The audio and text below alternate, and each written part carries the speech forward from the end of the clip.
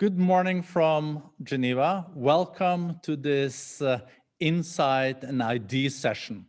We're very, very privileged this morning to have with us Minister Mohammad Gergawi. He's the Minister of Cabinet Affairs in the United Emirates, UAE. And we know that UAE has been a leader for many years when it comes to innovation, entrepreneurship, and the competitiveness of UAE is quite incredible. They have built a new structure. They are a hub for innovation, and they used to have one of the busiest airports in the world.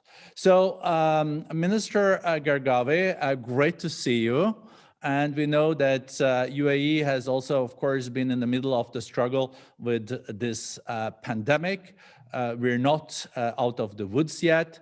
I heard that you have personally also taken the vaccine. We know that business is back now in UAE, but we all have to pivot in this situation. And last year, when we met in Dubai, where you were also an incredible, important part of the Global Future Council meeting, you said that we have to collaborate more in the world because a lot of the challenges that we are met with are common challenges. And look at COVID. COVID anywhere is everywhere. And do you see this collaboration happening in the world? No. And what kind of collaboration do we need? Welcome.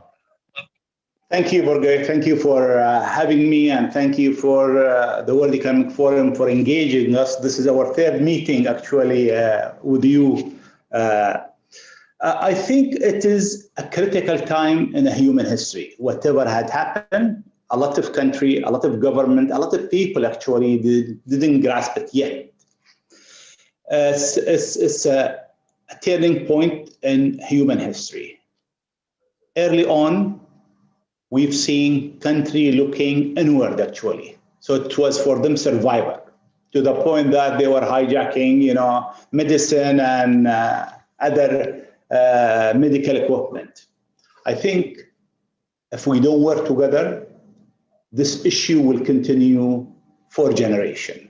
From vaccine distribution, we know, when Pfizer was announced, Emirates Airlines, they decided that they're going to be a logistic hub, for example, to distribute vaccine. Two, global economy. We need to open up more gradually. We need to share information. This is a very critical time in a human history. This is the way I look at COVID-19. It's not only COVID-19, it is humanity actually at risk if we didn't deal with the situation, with the matter. If we look at even the vaccine itself today, if we don't work together, we are having inequality during this, this time. We see the richer really get rich. So there is inequality that happened, but the most dangerous thing that we might see inequality in vaccine distribution, which is something that we need to work together. What we did really from early on, as a nation, we believe that as the Emirates, we are a nation who have also a mission. We're not perfect, but always we look forward. One thing we did, we decided that we shouldn't look only inward, we have to work together. From the beginning, there is shortage in medicine and masks. We sent actually medical equipment to over 100 countries. In a difficult time when nobody was flying, so we transfer our fleet to be a cargo for medical. And I think country will be evaluated in the future and their resilience, not resilience internally, but how they work together to fight a pandemic that didn't discriminate between color, religion, country, anybody. Everybody was in it together, so we need to sort it together. Within our region, I think so, the situation was a bit different.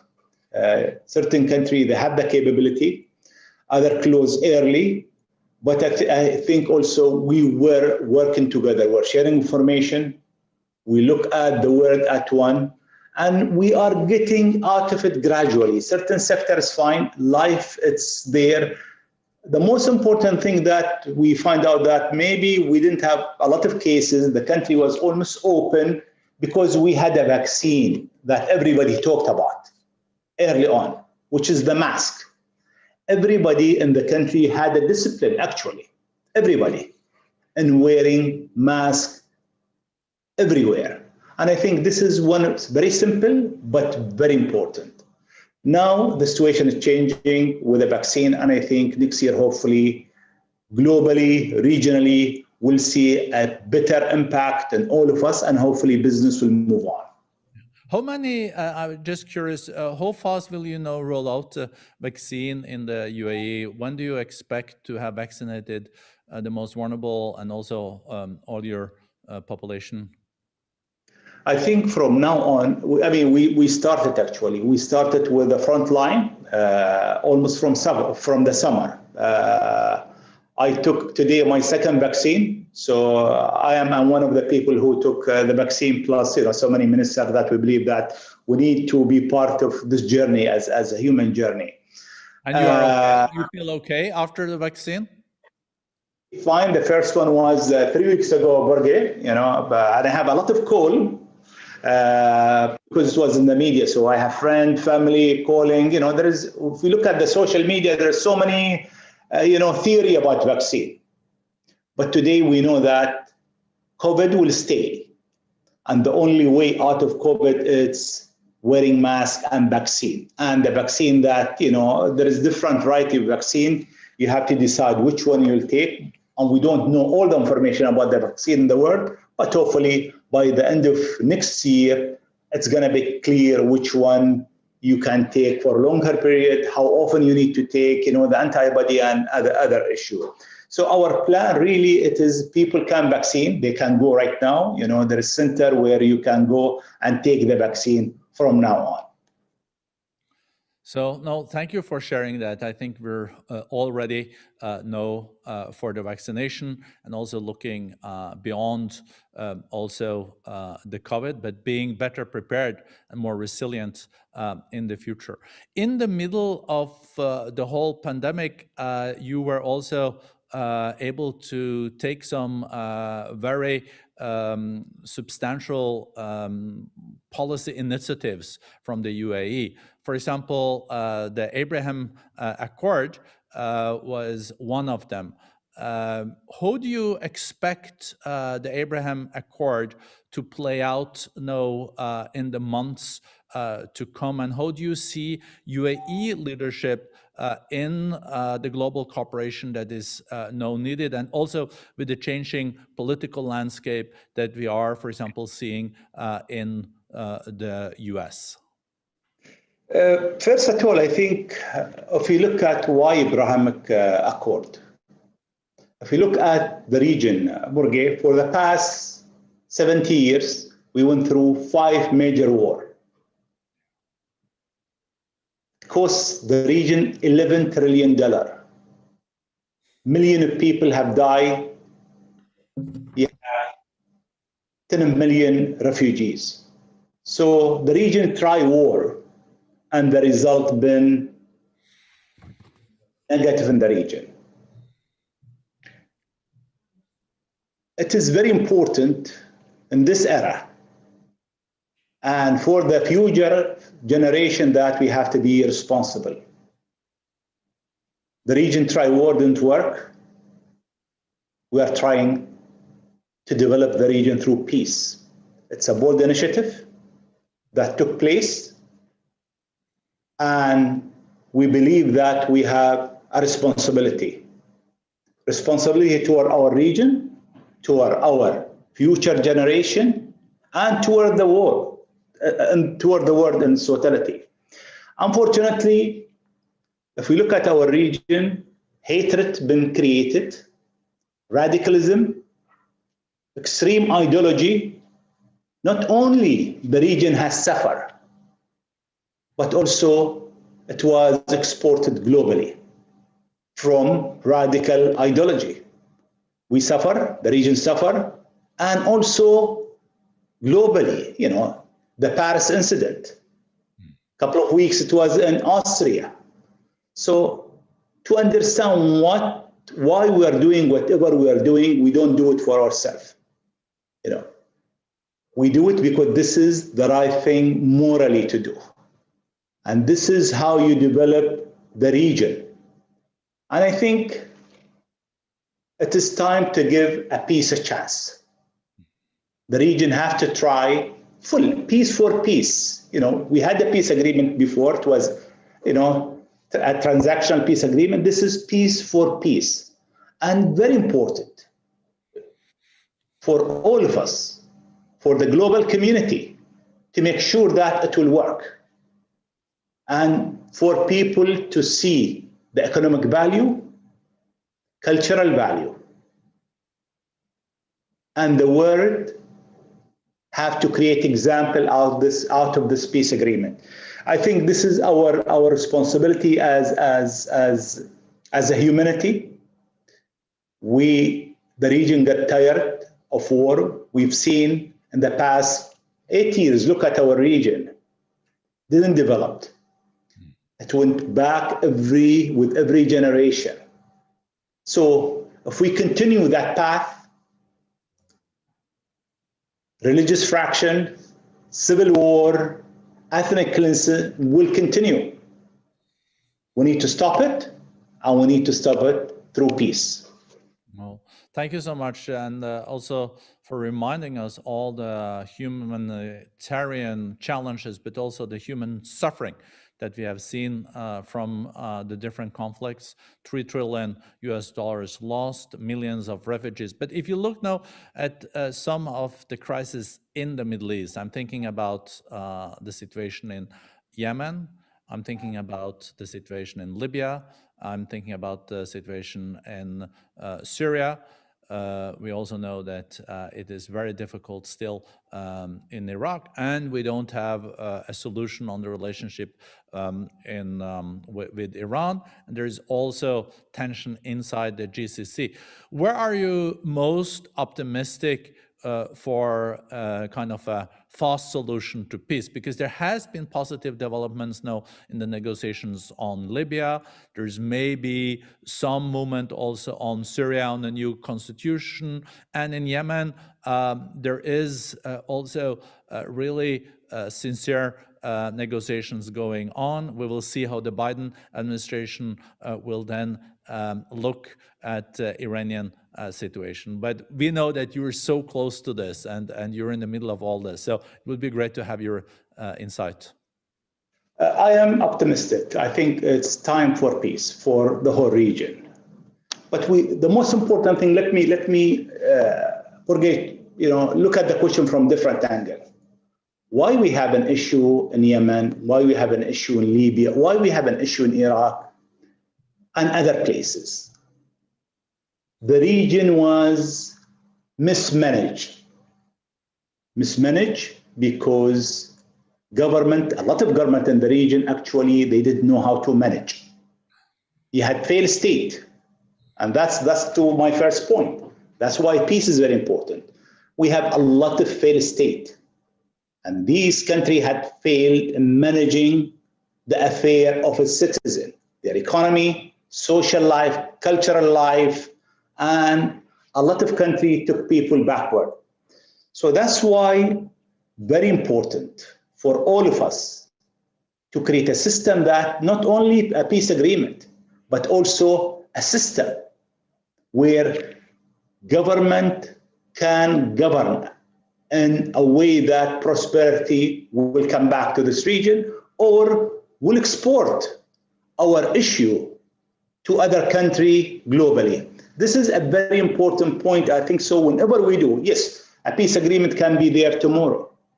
But again, if you have another failed state in Yemen, the same issue will continue. So I think we need to have a track of really how do you uplift also government in the region. No, thank you so much. We know that you made this Abraham Accord was decided in the middle of the summer, but also in July, you did a major reshuffle of your cabinet.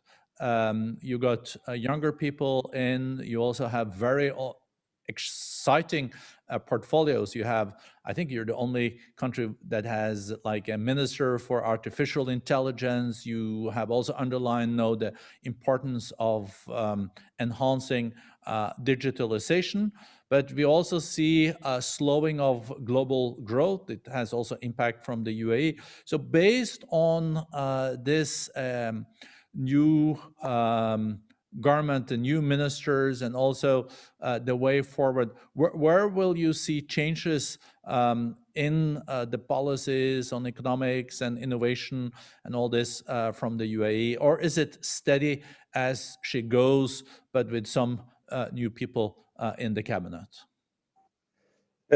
We change because it's time to change. It was COVID, and we understand that we have to reinvent ourselves. Government been operating globally with the same system for the past 200 years. And I think old style of government will fail globally also. And we're seeing the issue. We're seeing social and economic issue globally. For us, it was a time of opportunity. And I call COVID is fast forward. COVID for us is fast forward. You know, things have to go quite fast compared to the time of pre-COVID. What we did actually, we downsized the government.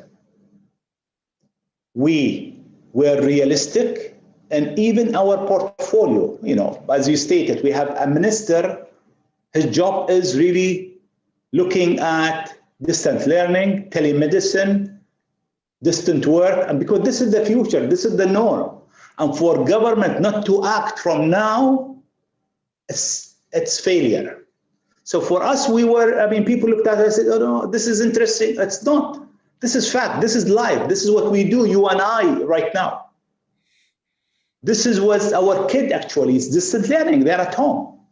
Because we have a system, we have somebody who's looking at the system, and this is the new norm. This is how we'll work in the future. Certain government are aware, the majority are not aware of what will happen in the future.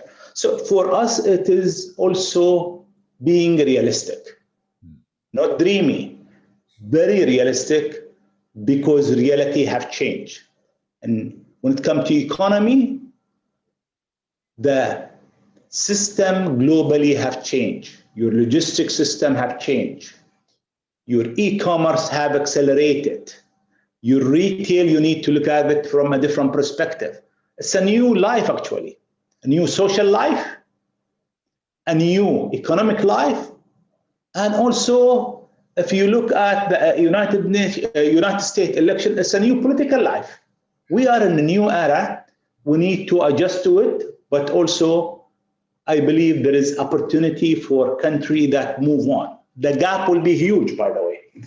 If we didn't move as a nation or as a government, we'll lag behind. Today, also, country have opportunity. I told you we downsize the government, but the importance of government is it will be much more than before. COVID globally managed by government. COVID showed us also when government and politician doesn't look at the healthcare system, they fail. And the system fail. And their economy fail. And they'll have a social issue within their society. So it is a good stress test for government globally, for politician. And with us, we decided that we need to move fast. As you said, it's fast forward. We need to be agile.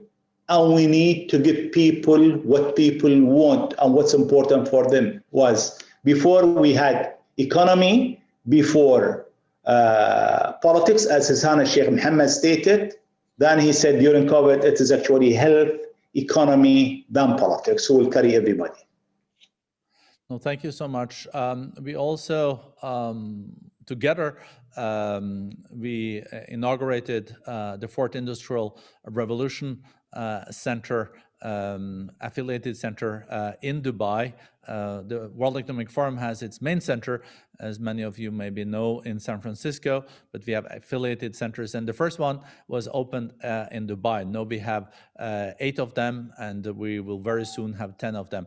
I'm thinking about how much do you discuss in the cabinet the fact that success in the future will be based on how far you have come to implement the new technologies. Those most powerful nations and most successful also when it comes to prosperity this century will be those that are on top of big data, artificial intelligence, machine learning, and all this. So where do you think the UAE stands today? Are you happy on where you stand? Where would you like to be in a decade? Do you see yourself as the new Silicon Valley of the Middle East? And where are you today? And you think you will get there? When it comes to technology, Borge, we need to understand now it's actually we live in the first second of the first minute of the first hours of the first day of the first year when it comes to technology. Technology just have started. That's why this time period is very important in a human history. So this is just the beginning. And the gap in the next 30 years, it wouldn't be 30 years between country that embrace technology and country that don't embrace. It will be in hundreds of years, the gap actually. The economic gap, the knowledge gap within society. For us, we believe that we have a mission. One mission is really how do we give hope for young talent within our region? This is very important for us. As we stated, we decided that, for us as a nation, we need to be a nation with a mission in life. As human have a mission, company have a mission. As a country, we have a mission in life. Mission is not to look only internally, to look at our region, to give hope for young kids, to be a pillar for this region from its misery. This is important for all of us. That's why we wake up every morning. We work long hours because there is a mission in life for all of us here. When it comes to technology, I think we are very much in the forefront of technology. We embrace technology. We have a Minister of Artificial Intelligence for distant learning, from telemedicine, plus so many other. Because we believe that if we didn't do that, we'll lag behind. So in government, I'll give you 2 examples. A lot of countries closed school actually during COVID. For us, we started digital schooling 10 years ago. We were open through the whole thing. We had exam, student learn, but we didn't stop there. Last week, Khazana Sheikh Mohammad announced digital school actually. So we took the whole system, improving it, and we'll start in refugees camp because refugee from Syria been losing, kids, they lost 2, 3, 4 years of no education. So for us, how do we do whatever we have and take it regionally, then take it globally? And that's what we do with technology. Technology is not a luxury. Technology, it is how do you dismantle knowledge to humanity. This is the importance of technology. Technology, it is how do you fight extremism through the right knowledge. Either they win or we win. For us, as a state, it's a state of mind that we need to improve life of kids in this region and also give them hope. And that's why when you look at a lot of survey, the majority of young Middle Eastern, they want to come to the Emirates because it's equal opportunity. You can create a company like a person I know, Ronaldo Mshahwar, he's a Syrian from Aleppo. he started a company called Souq.com, which is Amazon bought it for hundreds of millions. This is equal opportunity. Maybe in other countries in the Middle East, you have to be a partner with somebody influential, maybe corruption wouldn't allow them. Here we gave him the opportunity. Uber bought a company called Kareem, local company, for $3 billion. And it was made for people, international people, not even Emirati. So this is the opportunity. This is technology. Technology is creating opportunity for people. For us, technology is unleashing human potential within our region. And this is the way I look at whatever we do. And as a government, as a state, we believe that technology will make us move fast forward, even in our mission in life. No, thank you so much, Minister Gergawi, Excellency. I think this is such a good note to end on, such a vision for the future. And I know that the young people in the UAE is also very excited about the space mission that you have launched. It's inspired a lot of young people to really dig deep into also natural sciences. Thank you for sharing with us today your vision for peace in the region, instead of using trillions of US dollars on fighting each other, creating extremism, refugees. Thank you also for your leadership on technologies and also giving opportunities to people in the region. I just saw that Sheikh Mohammed, the ruler of Dubai, launched this new golden visas for people for 10 years that want to stay in the UAE if they contribute. Thank you also for being such a close collaborator and a friend of the World Economic Forum, His Excellency Minister Mohammad Al Gergawi of the UAE. Thank you so much. Shukran, and see you soon. Thank you. See you.